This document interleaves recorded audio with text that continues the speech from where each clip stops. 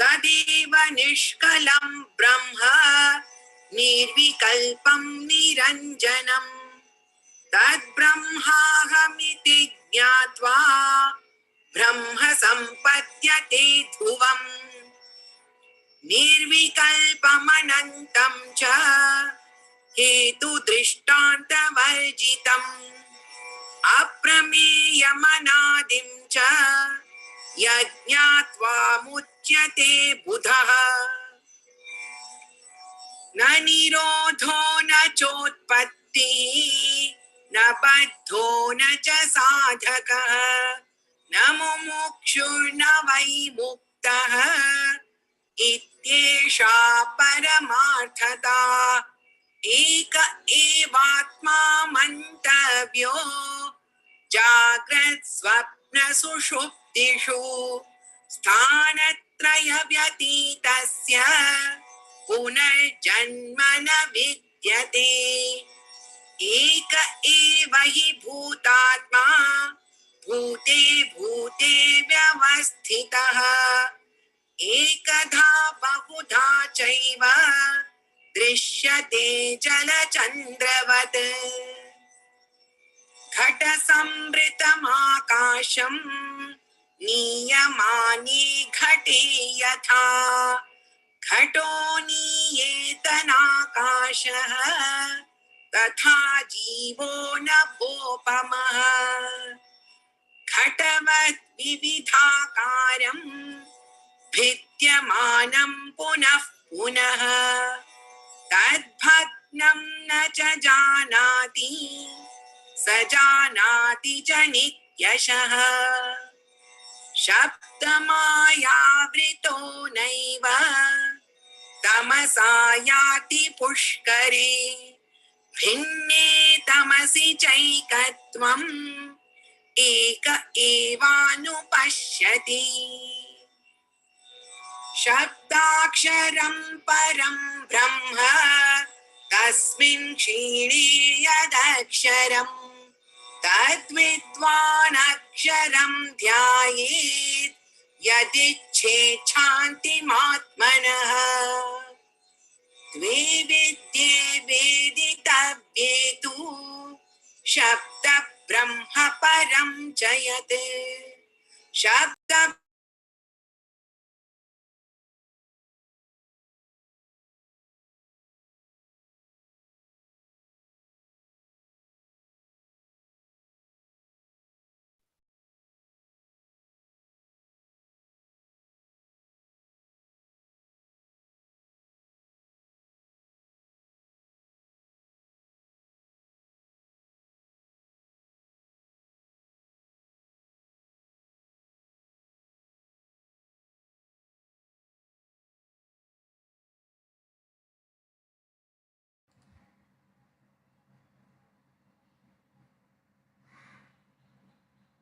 Sound has stopped suddenly. I'm just getting in touch with him, Swamiji.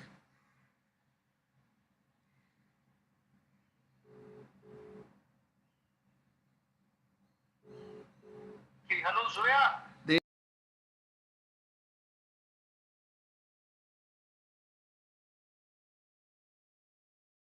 मन्थानुभूतेन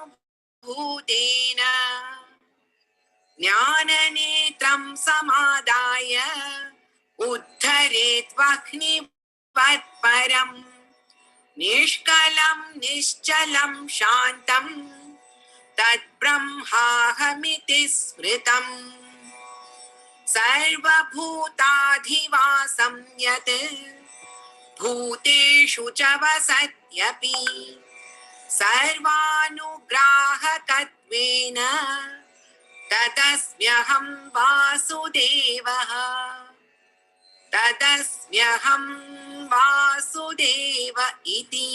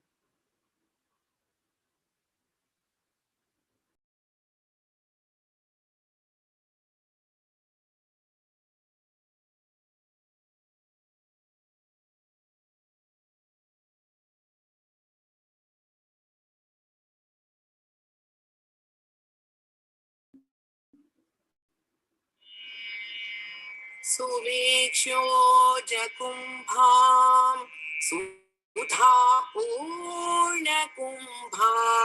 प्रसादावलम्बां प्रपुण्यावलम्बां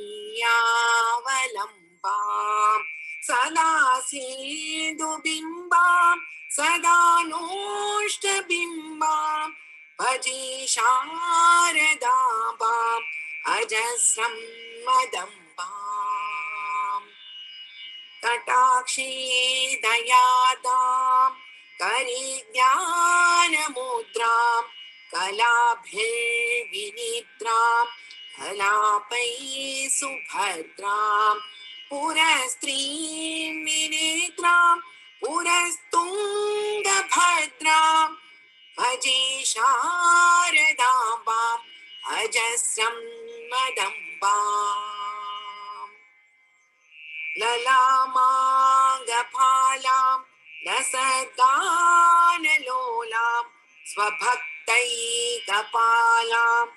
यशश्रीकपोलां करे त्वाक्षमालां कनकप्रत्नलोलां भजे शारदाम्बाम् अजस्रं मदम्बाम् सुसीमन्तवेणीं त्रिशानिर्जितैणीं रमत्कीरवाणीं नमद्वज्रपाणीं सुधामन्धरास्यां मुदा चिन्त्यमेणीं भजे शारदाम्बाम् अजस्रं मदम्बाम् सुशान्तां सुदेहां त्रिगन्तेकचान्तां लसत्सल्लताङ्गीम् अनन्तामचिन्त्यां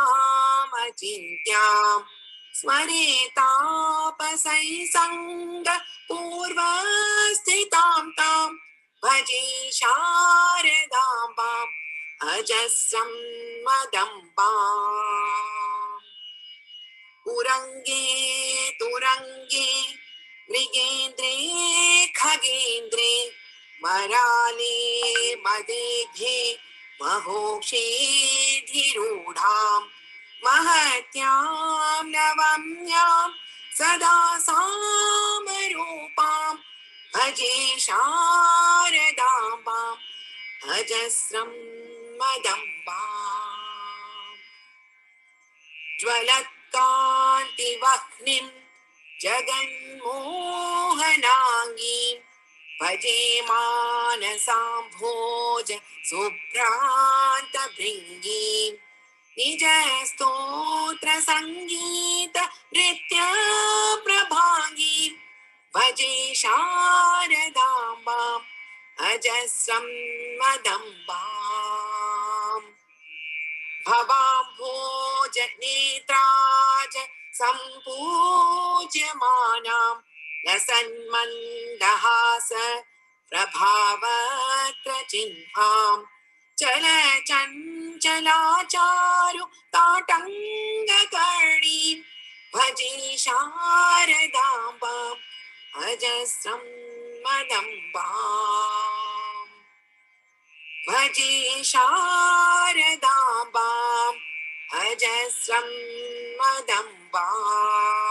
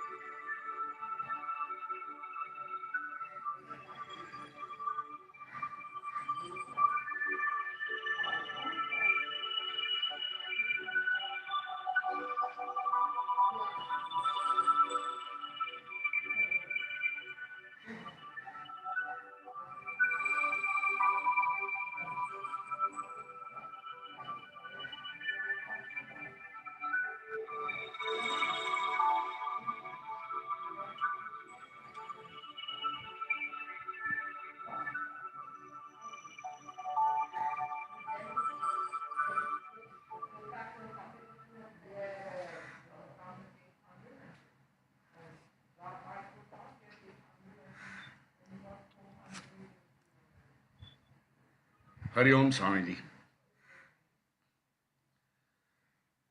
Om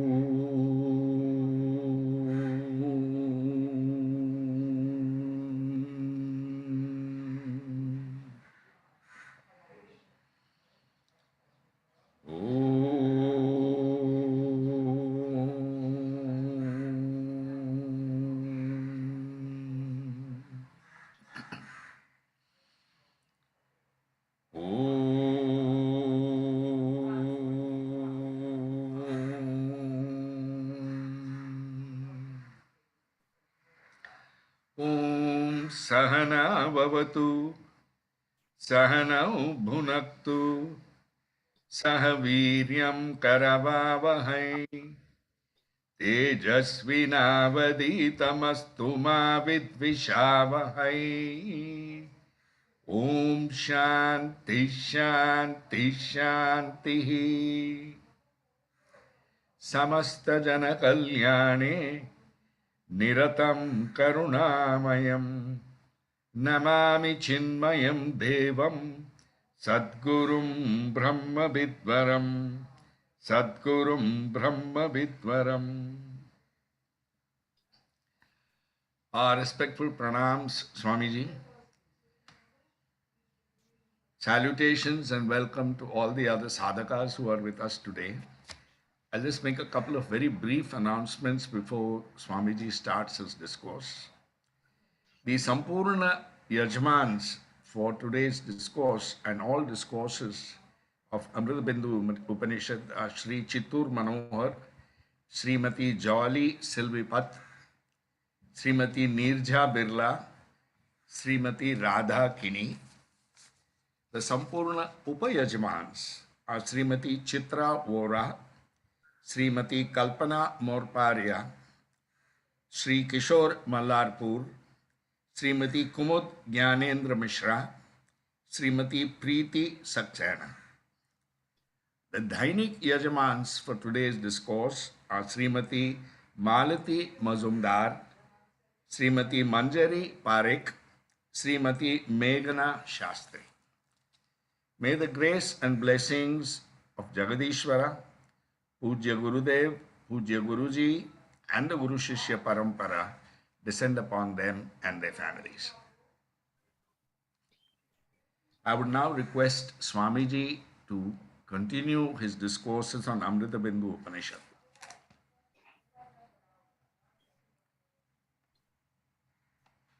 Thank you, Manoharji.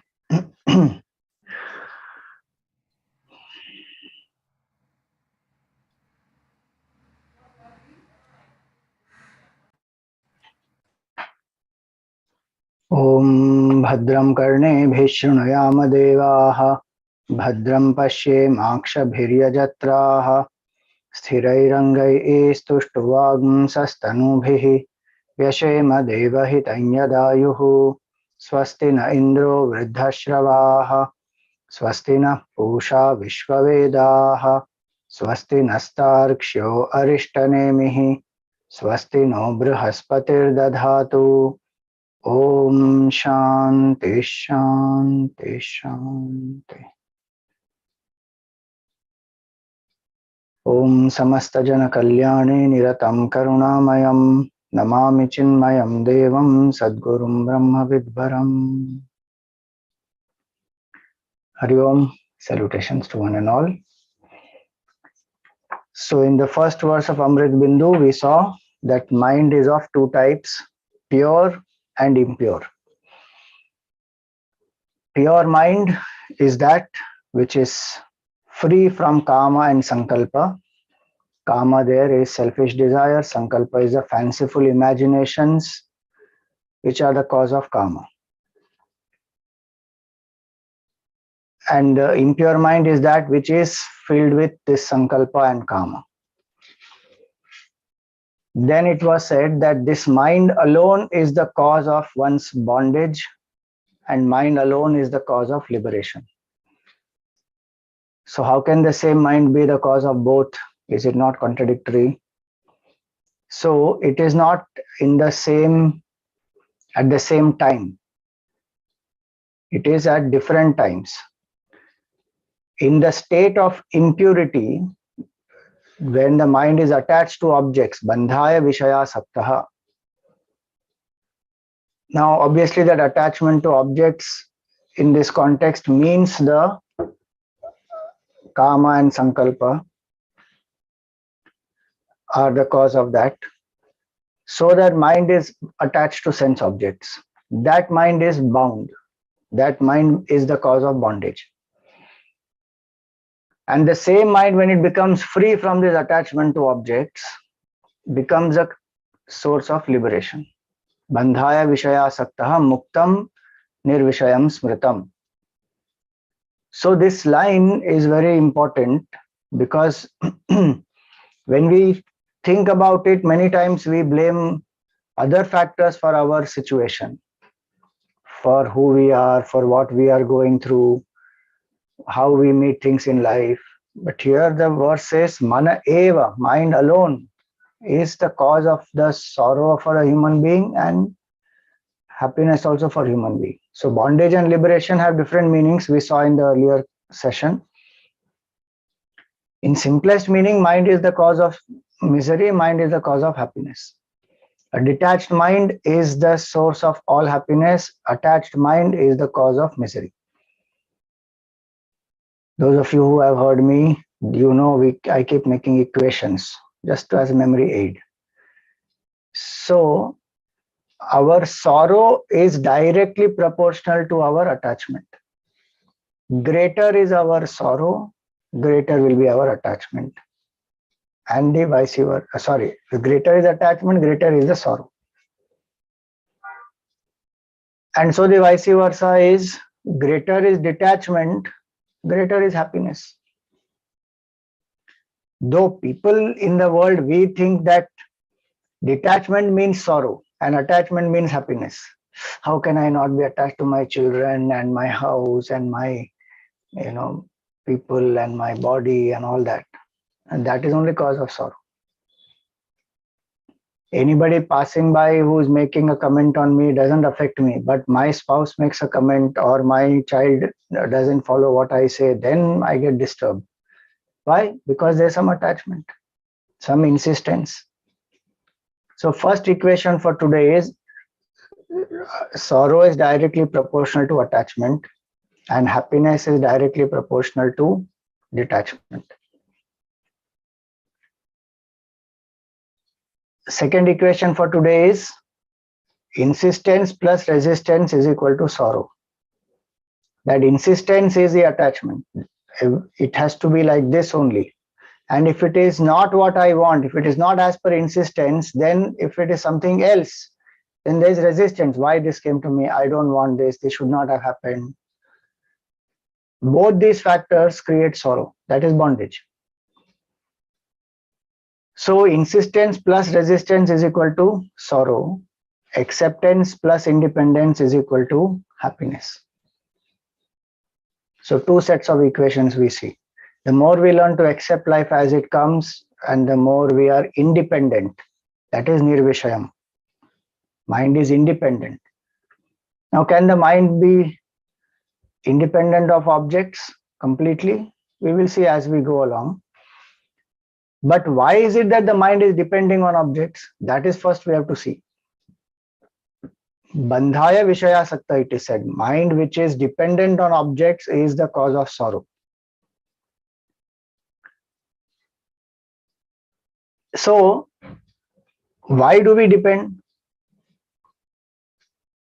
Because we don't, so we think that first of all, happiness is not my nature.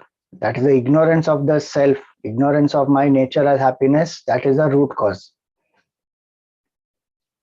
Now, based on that ignorance, then I think I am this.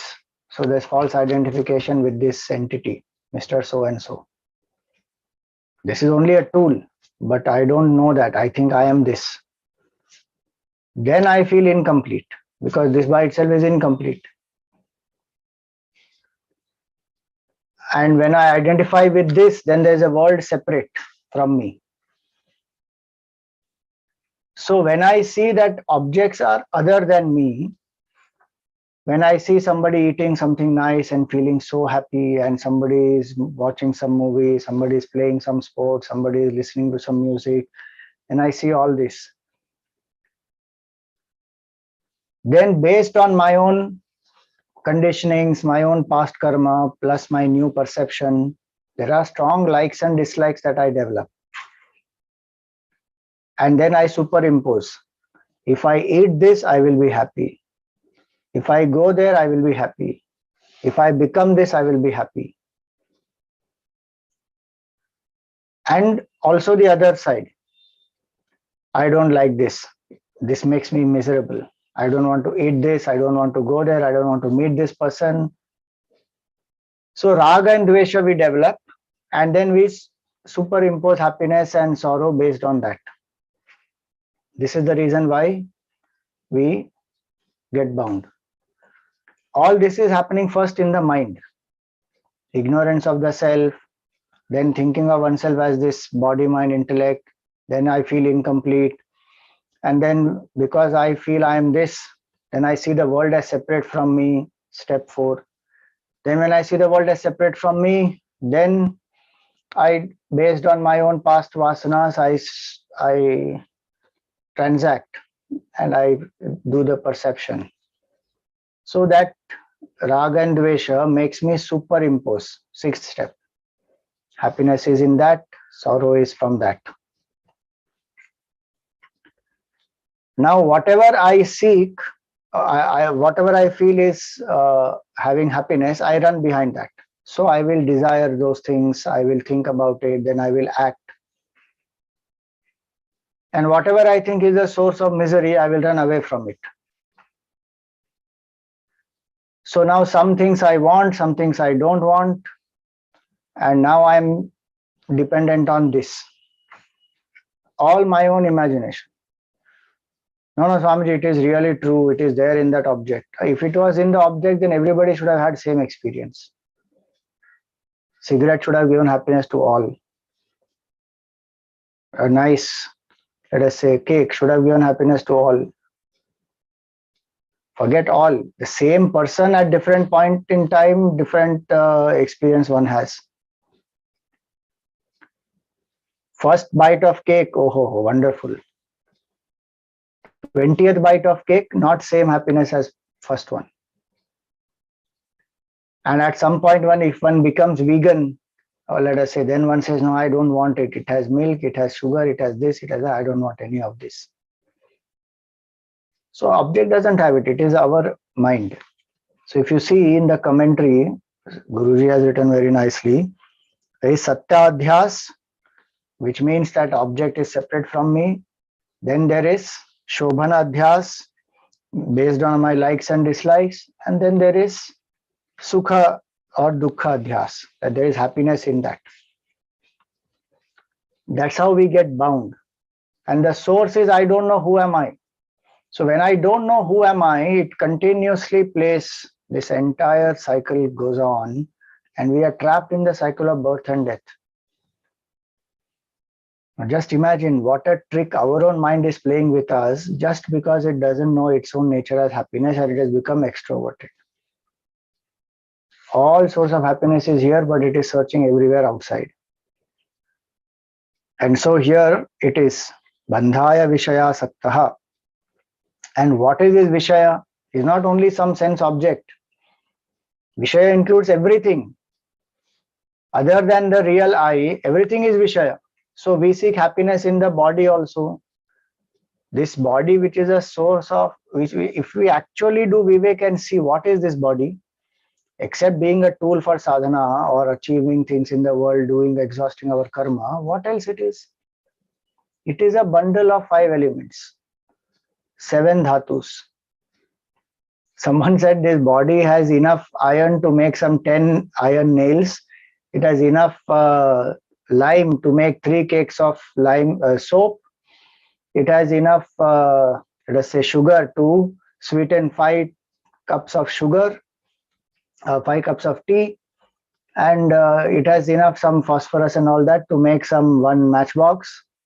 If you put all this together, you won't get even 150 rupees.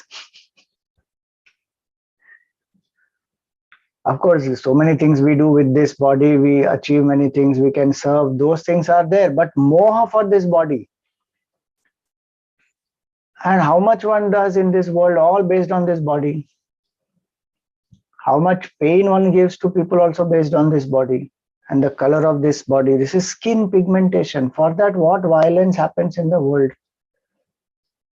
Gender, how much abuse happens in the world? It's just same 5 elements in 2 different genders. That is all. Of some physical differences. Beyond that, what?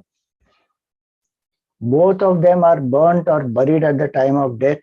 Both of them are made up of inert 5 elements. Both the things will stink by itself. The body, it will stink. That's why I have to keep washing all the time. That is this body. But mind projects. That is called samkalpa. So this says that this Vishaya means everything. Anything other than the subject is object of people, situation, this body, even in certain thoughts. How much pleasure one derives and pain one derives only by thought. The greatest persecution in the world is thought persecution. Our own thoughts persecute us, and based on our thoughts, we persecute others. With our words, with our actions, we persecute ourselves and others. From where these words and actions are coming? From thought. And thought is coming from desire. Desire is coming from past vasanas, impressions. They are coming from ignorance. See the impact ignorance has, and it's just getting away with it. Life after life, because it remains undetected as the root cause. A lot of these murder mysteries and all that. That murderer will be some unknown, some mysterious person who doesn't come into the forefront. Somebody else it is, and the blame is put on this person, and the case sometimes appears to be solved, but actual murderer is somebody else. Same way, this mind of ours is like that. Mind filled with raga and dvesha is the real murderer. Is a culprit, appears to be culprit. The real culprit is ignorance. Sitting quietly. Till we don't enquire, we will not even know that there's something else which is the cause of sorrow. Upanishad is to handle that. Upanishad has found out the root cause of sorrow, and with the right knowledge, it will destroy that, so that the entire Anartha Parampara will get destroyed. Anartha Parampara means all that, what we just said in the beginning. Ignorance leads to false identification, this whole thing destroyed. So Vishaya means anything that is other than I, the subject. Bandhaya Vishaya Sakta. If I am attached to anything other than the I, and the best part is the real I can't get attached to. So whatever I'm attached to is not the I.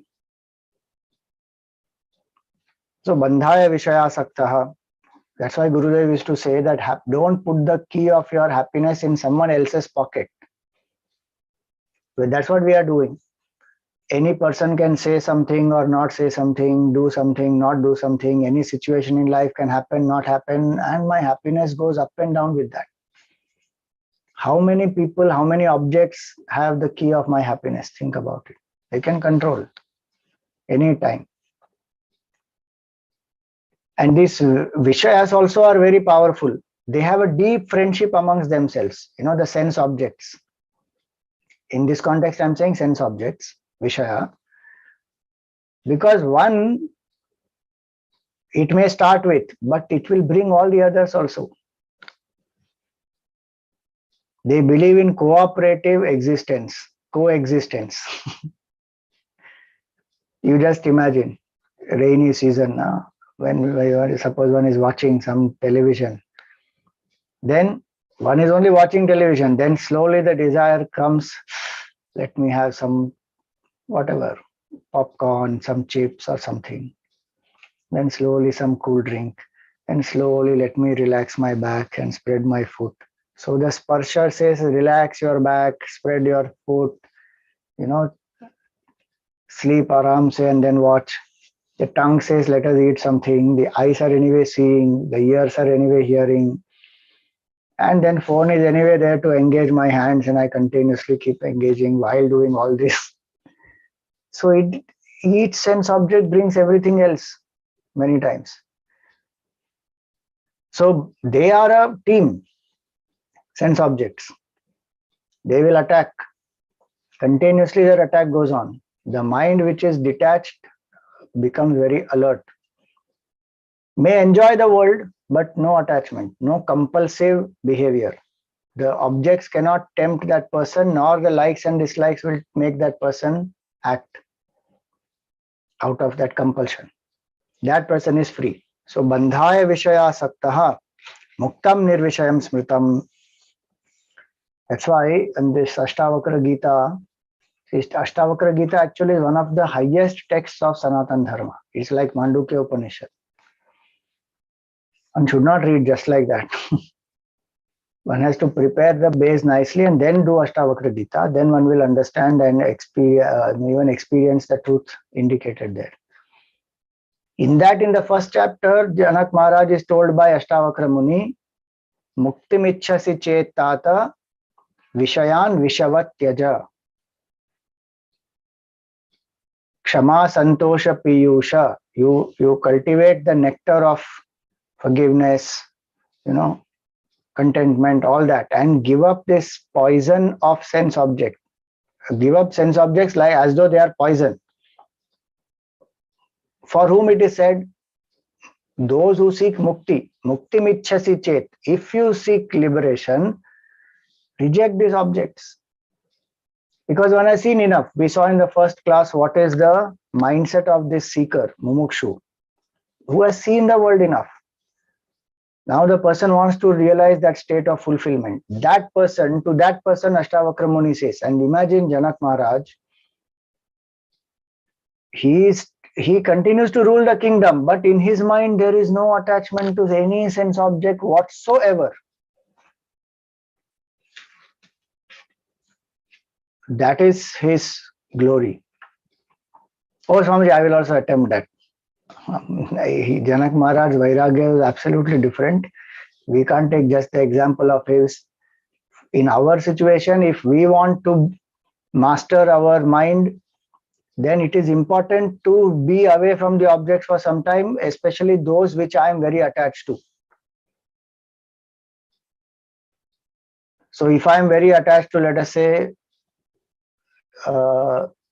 food, sweet food, sweets, I am very attached to sweets. I have to be away from sweets. I can't have sweets all around me and say that I am going to try. It is better to be amidst the objects of attachment and then learn detachment. First you learn detachment, then you come amidst the object, and it's acceptable. Without doing that, it's only some escape, some excuse one is giving. Then slowly the mind says, 3 days you have not eaten sweet, today one you can eat. That's how the mind will tempt, and then it falls. So initially it is important to be away from sense object, especially the object of my attachment. So what is the homework that I can do? What are the things on which I am dependent for my happiness? The moment I create that equation in my mind that happiness is in that object, in this person, in that situation, I've already created a cause for sorrow. Just think about it. Earlier we heard what Gautam Buddha said, every pleasure is pain in disguise. Now think about it. Every fanciful imagination is the seed for sorrow. The moment I fancifully imagine that this object has happiness, that person has happiness, this situation has happiness, I've already sown the seeds of sorrow. Why? Because first of all, that means I'm not happy right now. No, Swamiji, I'm happy right now, but I want more. That itself shows fulfillment is not there, and I'm thinking it is somewhere else. So that I am not happy right now, then I need something else for happiness, and that something else is other than me. That is the second reason. Now when it is other than me, there is uncertainty. Will I get, will I not get? Even if I get, how long will it last? That is also uncertain. And if I don't get, anger will anyway come. So either ways it is misery. Think about it. Oh, then how to live in this world? Without sankalpa, we can live in this world. It does not mean that there will be no desire in the mind, there will be no joy in life. No. In the Gita, Bhagavan says, Sankalpa prabhavan kaman tyaktva sarvan asheshatah. All the desires born out of this fanciful imagination, you drop them. That is actually called living life as it comes. Take things as they come, leave them as they go. If somebody gives me something nice, somebody brought, many years back, somebody brought that dragon fruit and they gave me. They cut that dragon fruit and they gave. I have no idea what that fruit is. I ate it also. Then a lot of excitement, you're asking, how is it? How is it? How is it? I said, it's fine, it's okay. And they were like, oh, it's okay. That's all. Because in their mind, they are thinking that dragon fruit is such an exotic fruit and so amazing, it tastes so good and this and that. And now they are expecting some response like that from me. Now, I don't have that conditioning in my head. What is coming to me, I'm eating that, full stop. What is the response I'm experiencing as it is? Khatam ho gaya kaam. There's no desire for it before, there's no desire for it after. Done. So it is not that one can't enjoy. One can. In fact, that one will enjoy that as it is only properly. Otherwise, one is enjoying as per one's imagination and not how it is. So it is not that all the desires will be dropped, one will become disinterested, uninterested. No. But all the dependencies, when they drop, then there is great happiness. One experiences great lightness also. There is no imagination, no projection. One lives life as it is. One knows basic information one has registered, but one is not brooding over it. Suppose somebody gives, let us say, brinjal. If the mind has a certain, if like Gurudev never liked brinjal, but when somebody brings brinjal, he will eat it. He doesn't have disgust for it, and he doesn't fret and fume that, why have you made this brinjal? Nothing. Based on some past samskar, the mind has registered brinjal is good or brinjal is not good. Or some memory, some impression is there. If this brinjal tastes like this, apple tastes like this. So one knows that. That's a functional knowledge. And even if there is some positive, negative judgment or a conclusion, it is not compulsive. When it becomes compulsive, that is called raga and dvesha, where it will disturb that mind of that person. And that person will be in a resistance mode or in a complete attachment mode. If I get what I like, then I eat maximum and I even don't bother about health or anything else because I got it, eat it. And if I get something I don't like, then avoid and get angry and get upset. That doesn't happen when a person is detached. So sankalpa prabhavan kaman, in the Gita, Bhagavan says, drop all those desires which are born of fanciful imaginations and enjoy life as it comes. So we can make that list. What are the things on which I have fancifully projected my happiness?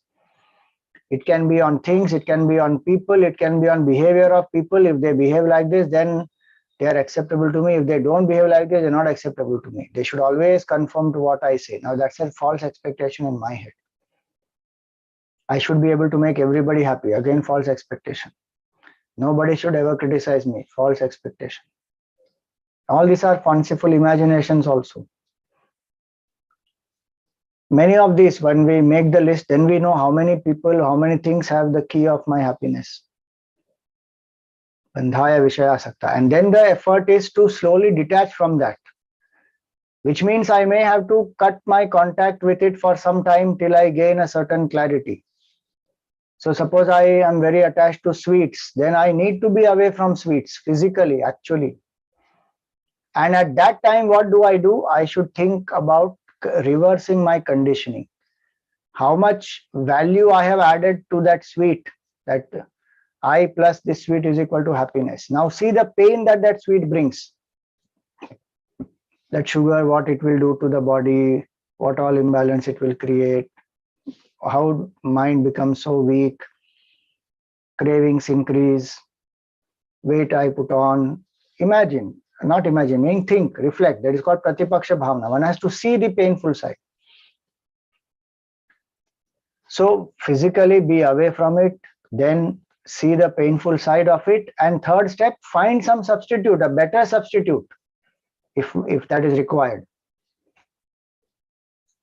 In some cases, no substitute is required. One can just become happy with oneself in the quiet moments of sadhana, experiencing joy of sadhana. That's enough. But some cases where there's an addictive, there's a habit which is formed and the body has certain withdrawal symptoms, then some substitute may need to be found. Then find substitutes which are more healthy alternatives.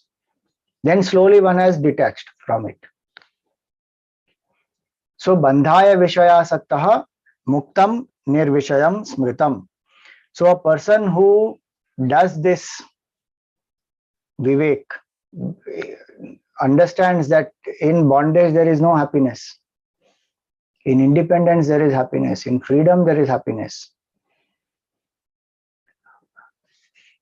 You know, there is a nice story that Ramakrishna Paramahamsa used to say that once there was a bird which was flying. Very happily the bird was flying, enjoying its flight, beautiful breeze. And this bird saw that there is a piece of meat somewhere. Now, as the bird saw that piece of meat, the bird swooped down, picked up that meat and flew up. The moment that bird picked up that meat and flew up, so many crows started chasing it like anything. That bird was panicking, trying to go here, there, anywhere to escape from these crows. And so many of them, they are just as though, they are attacking that bird. The bird got completely petrified. At that moment, what happened? That bird left the beak opened and the piece of meat fell down. The moment that piece of meat fell down, all the crows went to that piece of meat. The bird was relieved. Now think about it. It's a very simple example, but a very powerful one.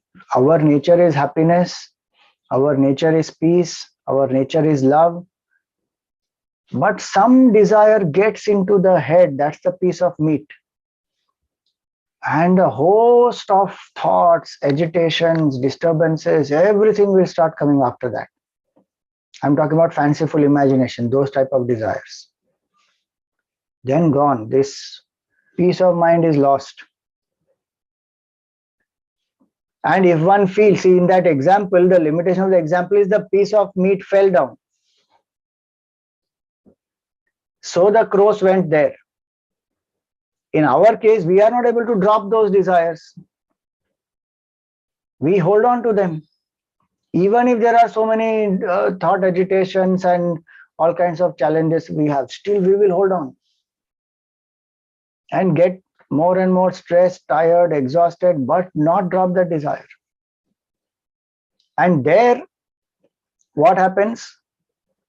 We see in that example again, that bird was having only one piece of meat. In our case, we already have one desire, then another one, then third one, then fourth one. So many desires we are having at the same time, adding up all, and each one brings its host of agitations along with it. How is this mind going to have peace? And amidst all this, without dropping desires, I want peace. That is not possible. Selfish desires have to be dropped. If I want eternal peace, supreme peace, some temporary relief I want, then we can go anywhere, divert the mind, do something. And that's what people do. Engross themselves into some music, into some dance, into some drinking, into some spa, some travel, Something one keeps doing, which is only a temporary relief. This Vedantic seeker doesn't want relief. Vedantic seeker wants cure. One has seen through all the relief methods. That person says there is only one method. This mind has to be freed from this attachment to objects, the sankalpa. All the desires born out of sankalpa, they have to be dropped. There is no other solution. If that bird keeps adding more and more pieces of meat, more and more crows will come. The only method is drop. Then that bird will be happy. Each of us is happy before. Then one desire comes. Then we become miserable. It's up to us how much we are able to drop. Internally, our dependence. So that is what the next verse says. Third verse says this. Yato nirvishayasyasya manaso muktirishyate ato nirvishayam nityam mana karyam mumukshuna. Mumukshuna, a person who is intensely seeking freedom. One who has known, I have wandered away, far away from my true nature. Now I don't know. I am lost in this world full of attachments. I have to retrace back. That desire to get free, get back to my true self, that desire is most important. Holding on to that desire, all other desires can be dropped. So mumukshuna, the seeker, what does that seeker do? The seeker must continuously practice nirvishayam nityam manakaryam, continuously practice this sadhana of making the mind free from these attachments to objects. See, when it says the person should make the mind free from sense objects, we saw in the first shloka that mind is a flow of thoughts. So objects will come. But the dependence on those objects is what is meant. And then the psychological dependency of happiness from it, that is what is meant. That has to, when the mind has to be freed from it. Without objects, the mind will not be able to think anything. When we live in the world, objects are going to be there around us and we will also think about them. But psychological dependency can be dropped fully, which is what he says, Yato nirvishayasya manaso muktirishyate. The mind which is free from these desires for sense objects, that mind is liberated. What is mukti? The one definition of mukti is this: mind free from all dependencies is free. Nirvishayasya asya manasaha muktihi. That mind is free. This one shloka is the main purpose of all sadhanas, and it can be the mission of our life itself. What is the mission of life? To realize the self. How to realize the self? In the state of contemplation, drop all the objects, and while living in the world, drop all dependencies, interact with the objects only functionally.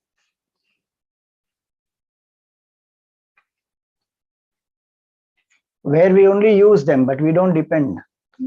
So many things we do like that in the world. We use, but we don't depend on it. We leave it when the use is over. You know, so many things, like suppose we take water. Now we drink the water, we keep the glass. We use a car. You travel in the car, you leave the car and go to the destination. Go in a flight. The chair on which I am sitting, the seat where I am sitting, we leave it and we keep moving. We may create this attachment to these things, and that's a different matter. The mind is capable of creating attachment anywhere. That is a different matter. But the point is, in the world also, there are so many things where we just use without creating any dependency. So while living in the world with all objects, that is the attitude that I am only transacting functionally. I have no dependencies. If they are there, fine. If they are not there, fine. My internal state of equilibrium and happiness can't depend on them.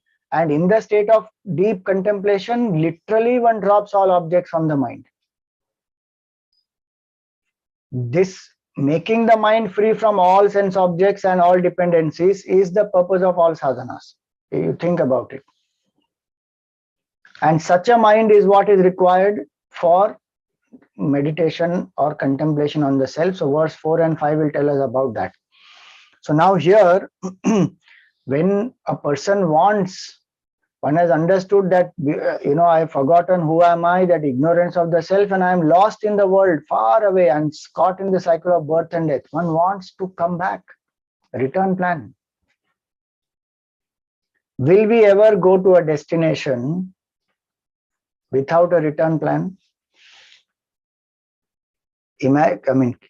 Assuming that my house is, let us say, in Mumbai, I may travel across the world, but at some point I will return. No, my home is here. In the beginning, I may not know a return plan. I may go thinking that let me travel, let me see, I will take it as it goes. But at some point, I will make a return plan. Who takes up a journey without any return plan at all? We are doing that.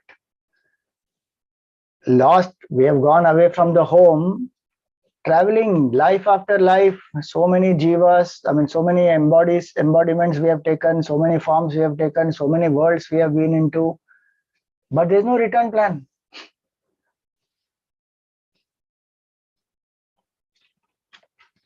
These examples can make us really get Vivek and Vairagya more intensely. Why are we not feeling homesick? Think about that. How deep are our attachments that they don't make us feel homesick? Otherwise, people will feel homesick or not. One travels far away from the house, lives away from the family, goes somewhere, does some work, and one feels, I want to go back. I want to go home. I'm feeling homesick. Why are we not feeling homesick? We have come out of our nature. We saw in the first class, mind's nature is purity. We have come out from that state of purity into impurities, agitations, problems. Still, the desire to return to the source is very weak. This mumukshutvam is still not there. Because some temporary pleasure, for that temporary pleasure, I am willing to bear so much of pain and sorrow. What a trade-off it is. Everywhere else, our mind is very capable of doing this calculation and calculating how much will I get, what will I get, how much will I invest, what will be the return, when should I invest, for how long should I invest, all that. What about investment of the mind? What all effort we are putting to get the object of our attachment and preserve it and then enjoy it, and what are we getting out of it? Momentary pleasures. And a whole lot of pain, which overrides actually the pleasure. But still one is not ready to leave. That is called Maya, the power of Maya. So here it is. This mumukshu understands that mind has to be freed from sankalpa and kama. That is the only method. There is no sorrow from coming from world by itself from outside. It is my superimposition. It is my rag and dvesh. It is my sankalpa that is causing all these problems. I have to drop those. So this sankalpa and kama, they need to be dropped, which is what he says, yato nirvishayasyasya manaso muktirishyate. Now all those desires which are free from sankalpa, they are not binding. Now, for example, the basic desires, natural desires which are there for maintenance of the body, that requires food, that requires water, that requires some clothes, that requires some shelter. In pursuit of those, one works hard, one will get also. By itself, those will not create bondage. But insistence on certain ways, certain type of food only, certain type of house only, in a certain type of place only, with certain type of people only, those are all our insistences. Again, I am saying, those who have gone through all this and got enough vairagya, they have to drop all these cravings. Those who are not yet come there, those who still have to see the world, there's nothing wrong to aspire for great achievements and big, bungalow somewhere and then some fat paycheck and whatever one wants. That is a part of one's evolution one will go through. But one who has seen is a mumukshu. Mumukshu has seen. And if that mumukshu wants realization, there is no other solution. One has to stick to the fundamental things and drop all the other fanciful imaginations. Those desires can be dropped and they can be substituted with selfless ones to serve, to give, to contribute. So when he says here, this mind has to be made free, see, complete freedom from all desires is the highest state. Right now we are in the totally attached state. From this state to that state, we can't directly jump. There has to be in between. A step will be there in between, or gradually one will progress. What is that step in between? Is this. The one has to stick to the functional desires, reduce the psychological projections, fanciful imaginations, and replace all that energy with service, selfless service, helping people, sharing the happiness, making the others' happiness more important. So whether it is a family life, whether it is work, a profession that I'm engaged in, whether I'm serving my country, whether I'm doing some social service, in all these, I can actually put the other first and reduce my self-importance. No, Swami, the opposite person also has to do, then only I will be able to do. Now that's where we get stuck. That means the key of my moksha is in the opposite person's hand. I am selfless because I am convinced by it. Whether the opposite person is doing or not, that's none of my lookout. In my roles, whatever I need to do appropriately, I will do. But personally, I don't depend on other things, people's responses for my happiness, for my evolution. I don't have to stop being selfless because others are selfish. That is an illogical argument, actually. Everybody is selfish, so why should I be selfless? And everybody is thinking like that, then how there will be selflessness?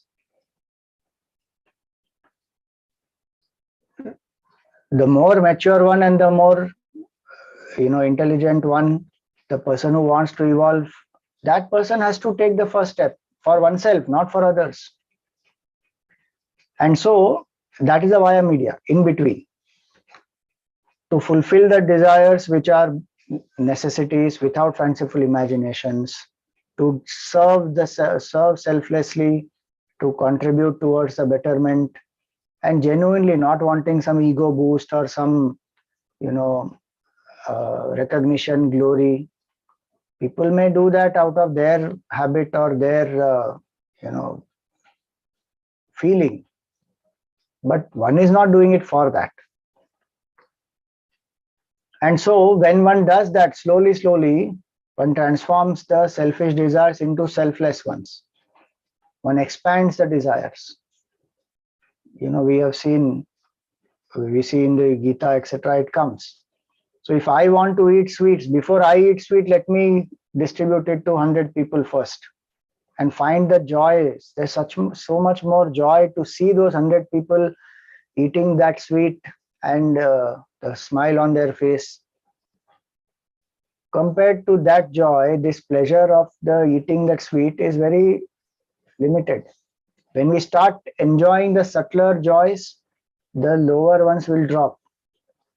And then that's how one grows out, and slowly the subtlest one is the supreme, where there is no dependency on anything then. The joy of being quiet, the joy of doing sadhana, the joy of observing the breath, the joy of chanting the mantra, the joy of doing upvas, vrata, tirtha yatra, all these sadhanas are to help me to experience that inner bliss. Even a glimpse of that, as we continuously do, a glimpse of that is enough. How that mind will slowly start becoming free from attachments and imaginations. So all sadhanas are for that. Why we should remember this is, otherwise the sadhanas also will become the means to bind us. Mind is very tricky. One does Tirtha Yatra. Tirtha Yatra is to be done so that the bhav is that I am a sadhak, I want to realize the Supreme, or I want to have darshan of Bhagavan, so I will live in tapasya, I will live in self-control, I will remember the Lord at all times, I will stand in the line. Let us say if I have to stand in the line for darshan, then I will do japa of Bhagavan. And if there's some particular tithi on which I land, Ekadashi, I will do upvas on that day. So the whole idea is this body, mind, intellect, they get disciplined, they get trained to think of the Supreme, to think of the self, and withdraw the attention from other things. Now, when we don't do this with that intention, then what happens?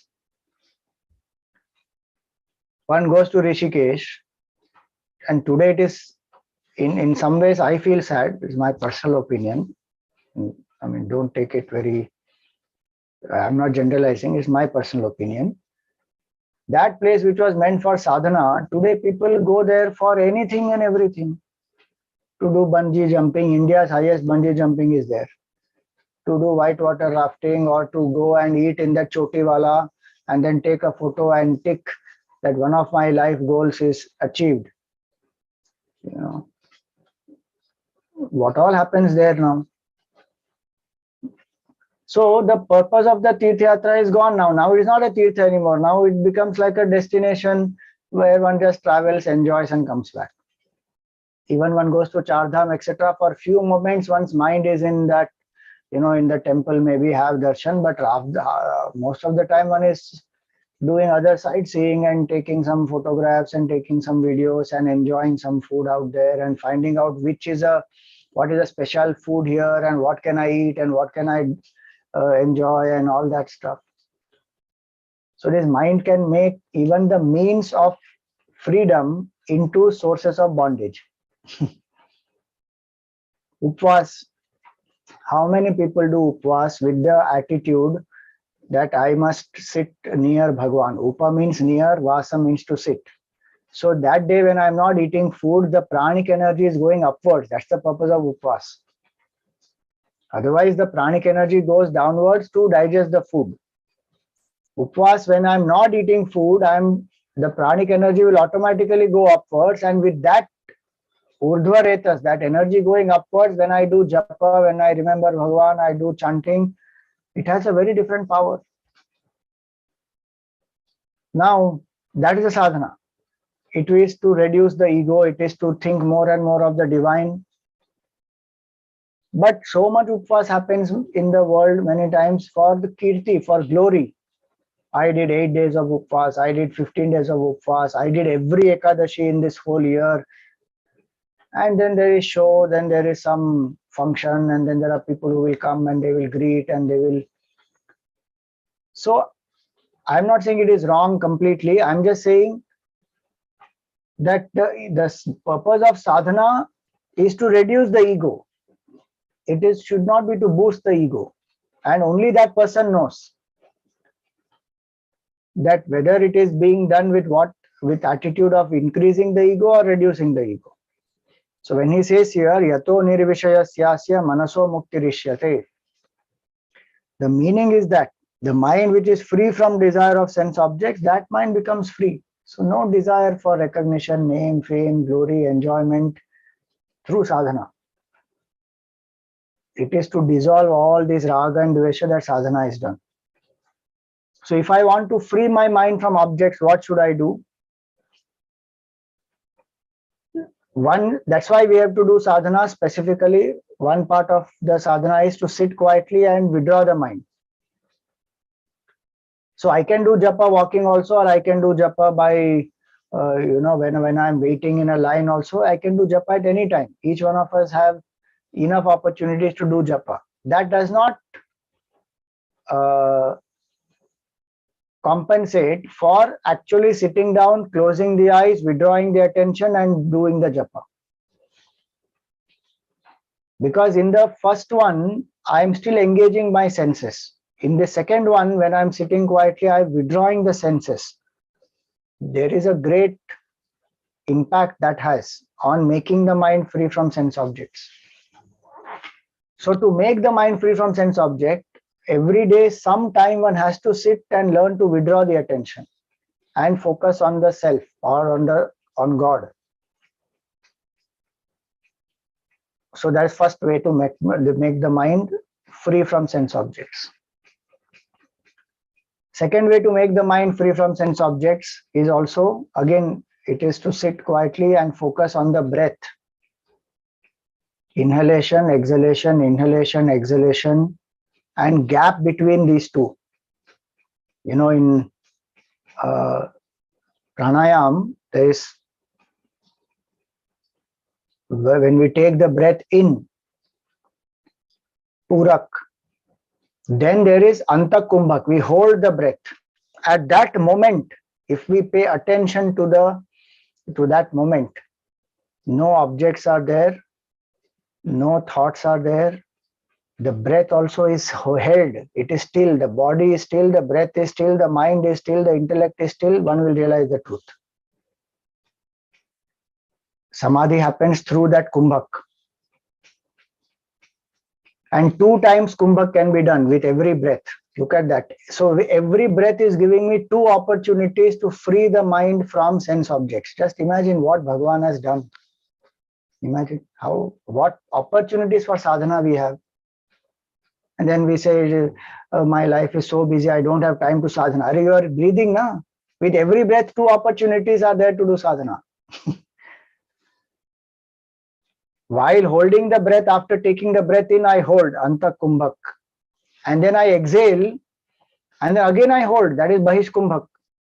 So purak, anta kumbhak, rechak, bahish kumbhak.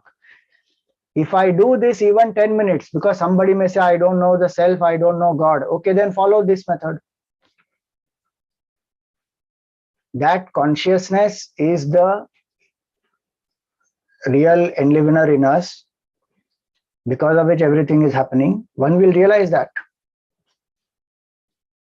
So mind can be made free. So 2 methods we saw, which are exclusively sitting, withdrawing the attention, focusing, and then doing. And through the day, one can keep focusing on the breathing. Nobody prevents that. Third method is take up the other sadhanas, like vrata, maun vrat.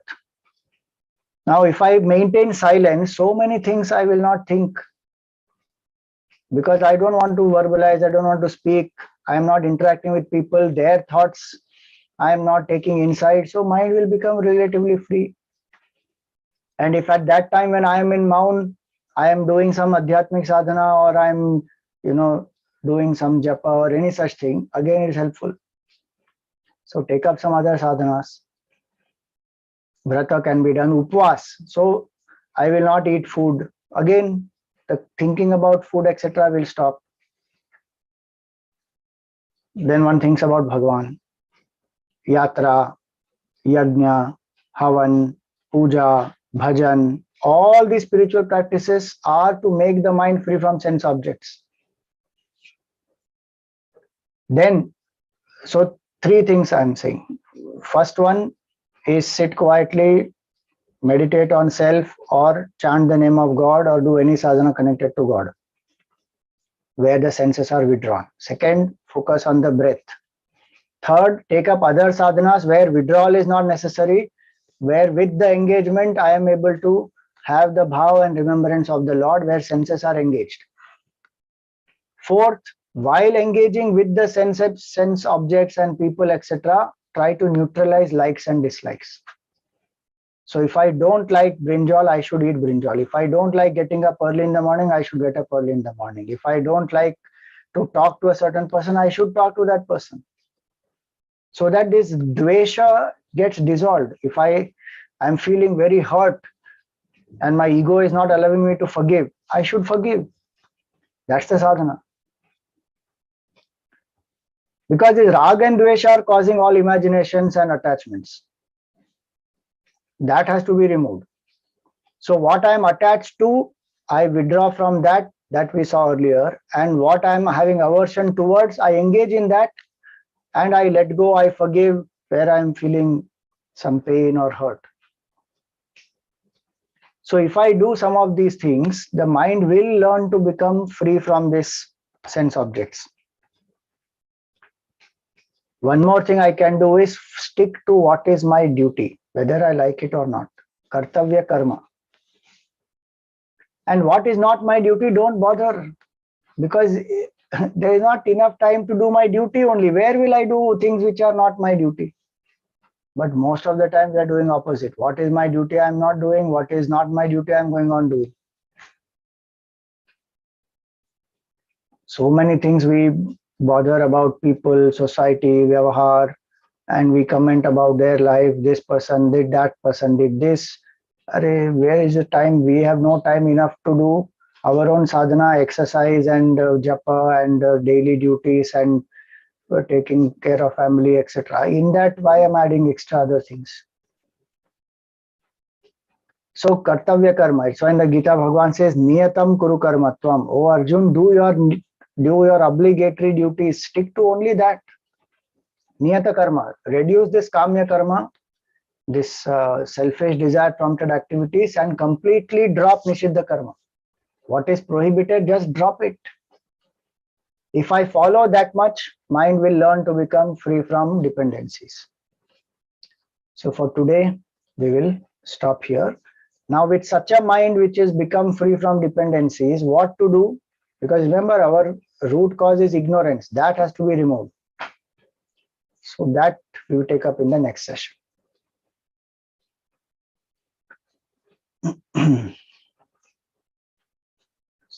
Let us do the arati, and if there are any questions, we will take up. Is there any questions? One can raise the hand after the arati and we will take that up. Manohar ji, Gopal ji, please go ahead. Announce the arati yajmans and then do the arati.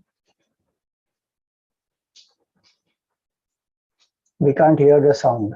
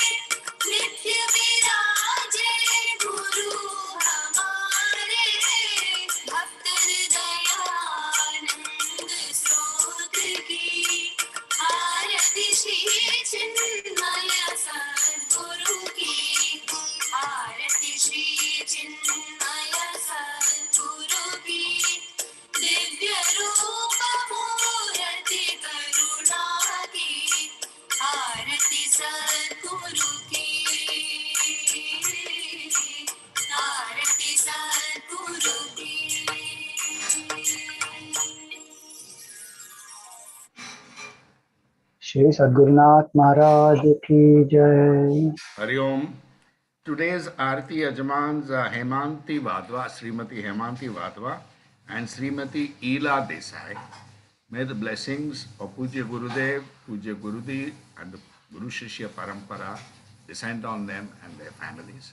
I'd just like to make one small announcement that we will not be meeting next Friday for Amrita Bindu Upanishad. So I will make a change in that. Yes, we will be meeting next Friday. Okay. Because there was a program earlier So there is a little bit of a change in that. So we will do on 1st July also the Amrit Bindu class. Okay. Hari Om Swamiji. Malati Shreyan had raised a hand. Yeah, I am unmuted. Hari Om Swamiji, pranams to everyone. Swamiji, mind is the cause of sorrow. Mind can be your best friend, or mind can be your worst enemy. Adding to that, Swamiji, in a family, organization, or country, there is always an individual karma or a combined karma, which one has to go through till the higher reasoning or independence and evolution does not come. We go through the sorrow or the bond instead of freedom and happiness. Swamiji, astrology or the study of horoscopes and palmistry is also a science which talks about the same. Your opinion, Swamiji? See, astrology, Jyotisha as a science, uh, so Jyotisha as a science is to understand the effect of the planets, to understand the universe. If you see in Vedas, the science of Jyotisha is meant for that. And it is a science where matter will affect matter. The predictive science of each individual horoscope, etc., has come much later. In the Vedic time, the predictions, etc., were not the main focus of Jyotish Shastra. Their understanding was their objective was to understand what is the universe, what are the planets, what is happening out there, so that the effect of those on this can be understood. And objective is then to, based on that effect, how we can steadily contemplate and realize the self. So that's the power of the Jyotish actually.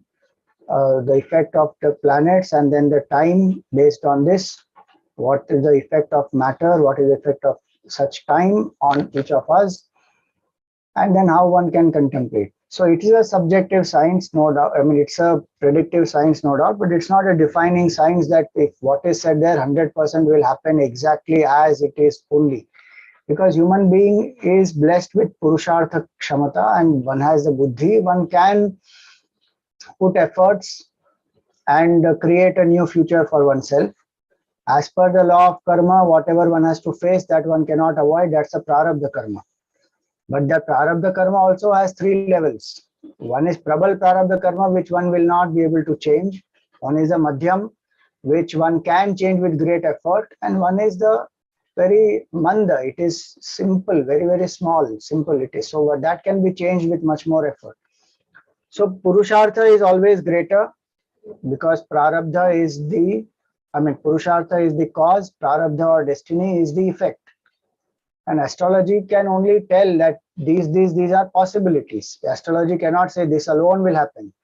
In a common man's life, there are chances that this person will go through some of these because the person doesn't exercise Purushartha. But if one gets the right knowledge and one does satsang, one puts that Purushartha, many things can change. So that is what Vedanta is saying, that mind is a cause of bondage when there is ignorance, when I don't know, when I don't even know that what Purushartha I can do, how I can go against my own impulsiveness, my own compulsiveness, then it is a cause of bondage. And then when I get this right knowledge, then that becomes the cause of my liberation also. So that's why knowledge is very, very important. And with anchoring in that knowledge, one can do Purusharth. That will become the cause of freedom. Yes, Aditi. Hari Om Swamiji, my question is on the existence of mind itself. So you said mind is a flow of thoughts. Is mind like a space where there is a continuous flow of thoughts, and these thoughts are attached to a desire? So you're thinking of one desire and then the next desire. But then when the flow of thoughts stops, is mind like it really is nothing and then there's no mind? Or is it that it's just a space where there's a continuous flow of thoughts, but when we stop the thoughts, the mind is just a space where we can then reflect on our true self? So what Vedanta says is mind by itself as an entity does not exist. The Okay. thoughts continuously flow. So in that example that Puja Gurudev gave, the river is a continuous flow of thoughts. A river is a continuous flow of water. So mind is a continuous flow of thoughts. Now the thoughts are continuously changing, but there has to be a changeless substratum. Just like the water is flowing, there is a river bed which remains constant. So actually there is nothing called river. If you technically see, there is no river. There is only water which is flowing. Gallons and gallons of water which is just flowing. Same way, these thoughts, they arise in the subtle body. So we say that yes, there is a subtle body. That subtle body is made up of 5 elements, and those 5 elements are space, air, fire, water, earth. So that is the texture, that is the composition of that subtle body. But it is continuously flowing, and the changeless substratum is consciousness. If that flow stops, one realizes there is nothing called mind as an entity. You know, like the if you see in the many festival seasons, what happens? They create a whole image with bulbs. Let us say Ganesh festival comes, then the whole image of Lord Ganesha will be created, where the bulbs are arranged in a specific way, and these bulbs will have light, so they will keep on blinking, and their timing is done in such a way that it will look like, Lord Ganesha is there and his hand is here, and then this rays of light which are coming out from his hand, and there's some aura and there's some circle which is going on round behind him. If you actually see, there is no entity called Ganesha there, and there is no form. It is each individual bulb which is just blinking. So Ramana Maharshi says in the Upadeshar that manasam tu kim margane krite. If you actually inquire into what is the mind, all this flow of thoughts can be divided into 2 categories. One is the thoughts about the world, another is the thoughts about I, Mr. So and so. That Mr. So and so is what we call as the mind, the jiva, the individuality, the ego, all that. And this individuality appears very strong to us right now. This individuality, if we inquire into who is this real I mean, who is this small I patatyaham nija vicharanam, he says. It will just dissolve, because there is no real entity called Mr. I. So that is the inquiry, that's the self-inquiry, and that self-inquiry will lead us to understand that this mind as an psychological entity is an illusion. It does not exist. Even those functional thoughts which exist, they are all individual thoughts. They are just there. And they are there because we are having a certain identification with the body, with the identity, so they are there. If we drop this identification, they just disappear. They are just not there. Like in the state of deep sleep, we are not identified with the waking entity, dream entity, then there are no thoughts. What exists in that state is consciousness. And of course, there is ignorance. I don't know who am I, so ignorance is there. But otherwise, there is no entity called mind in that state. So many times it happens even in the waking state. When we are fully absorbed in the work we are doing, we are not aware of who am I, what am I, none of that. Where the mind is fully absorbed. So this distinct psychological entity is a myth. It does not exist. Only when we don't know that, then we think it is a reality, and then we further identify with the body. So thoughts are not anything really tangible. That's why they are subtle body. And we call them as they are made up of 5 elements to make us aware that thoughts are not by themselves sentient. They have borrowed sentiency from consciousness. That consciousness alone appears as all these. By itself, there is nothing called thoughts also. Consciousness only appears as the world also, and consciousness only appears as the thoughts about the world also. So it is a play of one thing. But we don't know that from this standpoint at the moment. So to lift ourselves from body identification, from mind identification, it is said this mind is made up of flow of thoughts, and it is made up of 5 subtle elements. and slowly the objective is to detach from that mind and realize that oneness with the consciousness. Then one will realize there is no mind, there is no individuality, there is no world, none of that exists.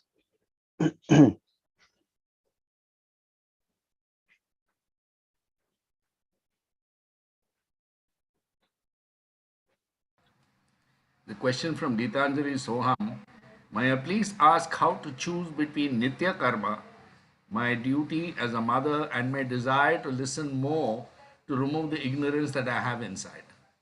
For example, just today for the last 25 minutes of the talk, I had to come out of the room as my older child became too persistent for needing something, even after I said I'll give it to him after 2 minutes, 25 minutes. So is it wrong to prioritize my desire over my duty? So there is nothing. So here, in that example specifically, that there are different options. There's nothing specifically only right or wrong. In the example there, either the child learns to have persistence, and there's nothing wrong in that. The child will learn persistence if you don't give immediately and give after 25 minutes. The child also will learn to respect the boundaries that you set, saying for this time, don't disturb me, I will give anything after this. And if you have gone and done it, then with the intention of doing your duty, you are doing it. So there's nothing wrong in that. Now, the main question, apart from the incident, is it wrong to prioritize my desire over my duty? See, this my desire here is not a desire which will strengthen my selfishness. It is my desire to gain knowledge which will drop my selfishness, which will drop my ego. And it is not wrong to prioritize that, especially in the day when full day, most of the time one is doing things as a duty towards others. Sometime in the day one has duty towards oneself also, and the greatest duty is to know the self. So if sincerely one is doing that, then it is nothing wrong at all. It is not a ego boosting exercise. It's a ego busting exercise where one is listening and then trying to absorb the knowledge and trying to then apply it in one's life. So there's nothing wrong if one prioritizes, and that can be explained to people also, that for this 1 hour is my time, it's me time. Rest of the time I'm there to serve. So that one has balanced it appropriately also. And if we go still deeper into that, then there are, have we not seen people who actually renounce the world and go? Are they doing anything selfish? Did Gautam Buddha be selfish when, did he become selfish when he went to the forest, leaving his family, his wife Yashodhara and his child Rahul? Upanishads are very clear. Yadahareva virajet, tadahareva pravrajet. That day when you get enough vairagya, you can even leave the family and go, because atmartham Vishwam Tyajet. For the sake of the self, one can abandon the whole world also. Why? Because that self is the self of the entire universe.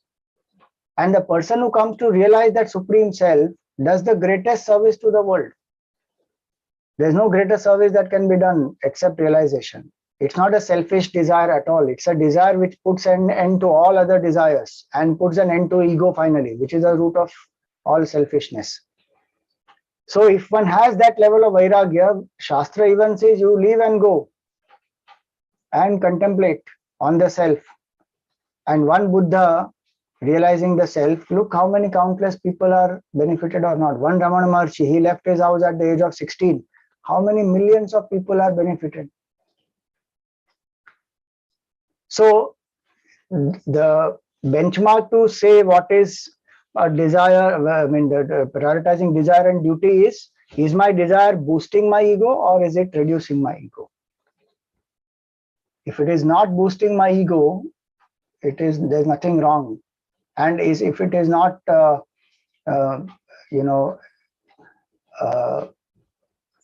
that much time, if I'm not able to do some of my duty, there's nothing wrong in that.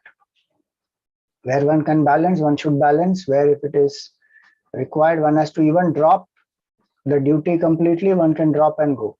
Nothing wrong with that. That's what the scripture says.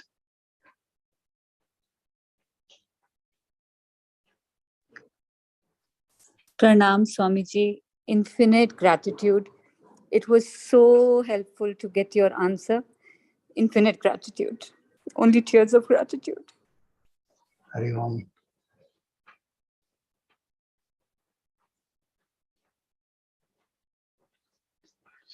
Yes.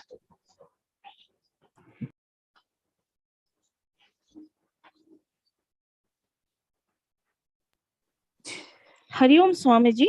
I want to say that the pranas, they also borrow sentiency from consciousness. So then, and the pranas only are responsible for our respiration, that is inhalation and exhalation. So this respiration, this inhalation and exhalation is also an illusion, and it is helping us to realize the self. See, from standpoint of consciousness, everything is an illusion, honestly. If you see the example of the waker and the dream, if a dream character is breathing inside the dream world, it is an illusion only, no? From the waker standpoint, the waker is lying on the bed. Now, suppose there's a dream tiger running behind a dream character. Let us say the name of that character is Soham. Now, I am somebody who is lying on the bed. My name is, let us say, Shivam. So now Shivam is lying on the bed dreaming that there is one Soham and the tiger is chasing that Soham. So the Soham's breath is also going up and down and he is very scared. Palpitations are happening. For Soham, it appears very real because there's one tiger chasing him. But for Shivam, there's nothing. When Shivam wakes up, realize, the Soham is mithya, breathing of that Soham also is mithya, tiger also mithya, everything mithya. So from consciousness standpoint, of course, it is a mithya.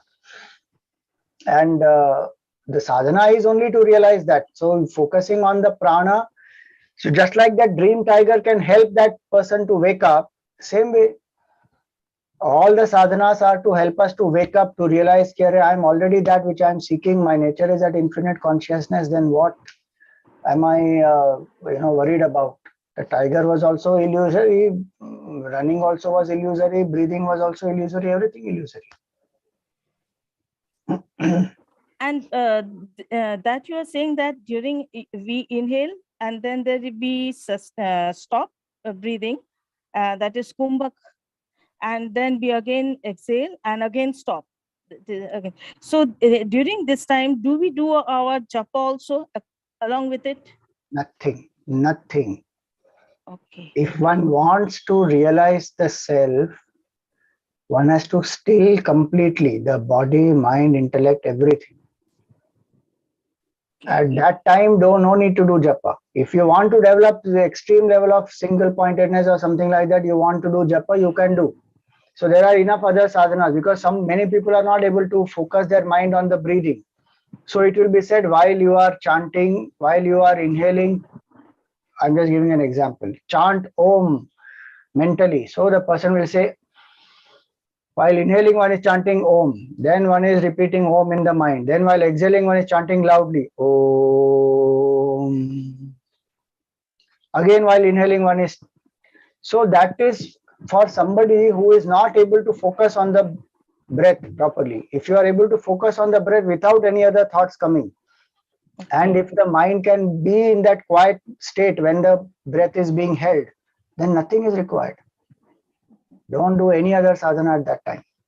Just focus on that breathing, holding, and that time be aware that there is only consciousness.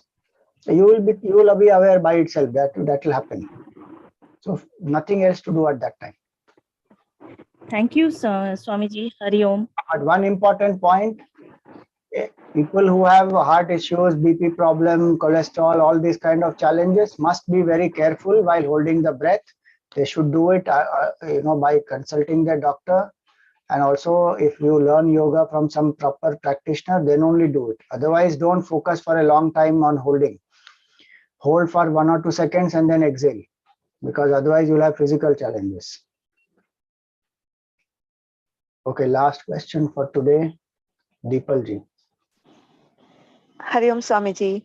Swamiji, you just said regarding the duty example. So I'm just like extending little, like we have been always hearing that unless say you want to take sannyas, then you just don't abandon your duties and just take sannyas. I mean, take permission from the family. So then, but right now you just gave an example of Gautam Buddha where he decided that okay, I will abandon and leave. So how one draws a line for that achievement of vairagya? I am like little confused about that. Now, what is your question? Is it about should I take permission from family or I can leave whenever I Yes, feel like? yes, yes. Or Yes, Swamiji. That like earlier, like previous talks, what I've heard, we have always heard that don't leave your duties and like do your nitya karma, and then you can take sannyas after taking permission from the family. So today, what you were saying was little different. So I correct, just wanted clarification. That's all. correct. So there are two different aspects here to understand. One is a regular course of life which is prescribed, where a person goes through the stages of life, the ashrams of life. So one has studied, one has done work, one is having family, one is having responsibilities. So the karma yoga method is that. So to do the duties, remain in the world, take care of people, selflessly serve, do purification of the mind, etc. And when one has done all that, children have been settled, all that has happened, then one, with proper consent, etc., one goes. Either takes vanaprastha or sannyas, whichever. That's a regular course where one has done what needs to be done, and with proper explanation and proper communication, one departs. The second one is an exceptional situation where somebody has that tivra vairagya. Now that person cannot wait that when my grahastha will be settled, then I will do everything, because that tivra vairagya, when it comes, then it is just not possible, and it's not an impulsive decision. So Gautam Buddha, when he saw, Prince Siddharth, when he saw a dead person, old person, sick person, and he met a sannyasi. A lot of people don't know that. They think only sick person, old person, dead person. But the fourth person he met is a sannyasi. And from that sannyasi, he came to understand that there is a, desire is a source of evil, the self is a source of happiness, and all that. He came back. He didn't immediately quit. He reflected upon it. He thought, he was going through his life still and observing carefully. And then he came to this proper conclusion based on that Vivek, that I want to know what is this, the way out of this sorrow and suffering. Because if this is what finally life is going to make us become old, become sick, and you die, then what are we running behind here in these things? So then Tivra Vairagya, when it comes, then one doesn't wait. One, and that is not wrong. And that Tivra Vairagya is sustained. Then one leaves. Like Tapon Maharaj had Tivra Vairagya. And he was about to leave. In his situation, if you see again, there is a very different thing that happened there. He was about to renounce the world and go. Suddenly his father passed away. And now he saw that this child is only 8 years. I mean, his younger brother is very young, and little more time is required, and there is no other person in the family to take care. So he waits for 8 years. He takes care of the family, but he lives like a sannyasi while being in the house. Every evening he used to finish his work, go into the Panchavati in one place, and he used to meditate for 8 hours in the night. He used to meditate. So though he didn't leave the house immediately, his vairagya was such that he continued to live as a sannyasi only even at home. And when that boy was ready, when the education of his brother, etc., got over, he was on his own feet. That very day he left. And he said, no more there is a need for anybody to search me or come anywhere behind. He went. So each person has to decide as per their circumstances. But the principle which is guiding is vairagya. Vairagya is the basis of tyaga or sannyas. And that vairagya can be developed through the proper grahastha ashram, doing all duties, dharmata virati, Tulsidas ji says, or one has developed through satsang and past samskar is there, one has reflected, one has got vairagya, then one can drop whenever one has got that tivra vairagya, because all other relationships are temporary. They will come, they will go. Only the self is real. So then one can live like Buddha, or one can live, if there is some other compulsion, like Tapon Maharaj's case, then one still stays at home but lives as a sannyasi, and then one goes out when the time is ready. Leaves. So one can discriminate, decide based on this. All right. Thank you, everyone. Om Purnamada Purnamidam Purnat Purnamadachyate Purnasya Purnamadaya Purnameva Vashishyate. Om Shanti Shanti Shanti. Harihi Om Shri Gurubhyo Namaha. Harihi Om.